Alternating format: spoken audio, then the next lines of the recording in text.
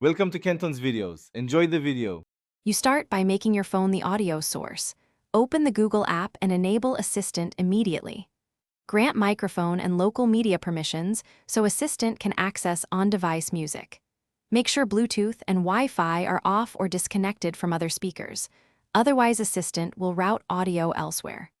Once done, set Assistant language and voice match if prompted, because correct recognition matters. This establishes the foundation for playing music from your phone rather than cloud services. Next, configure where Assistant looks for tracks.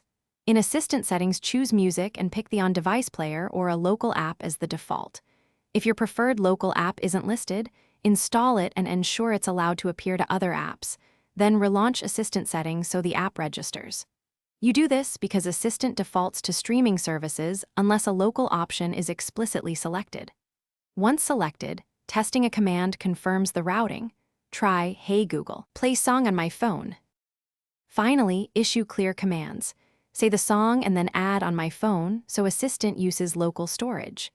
If Assistant still opens a streaming service, specify the local app name. For example, "Play song on app on my phone."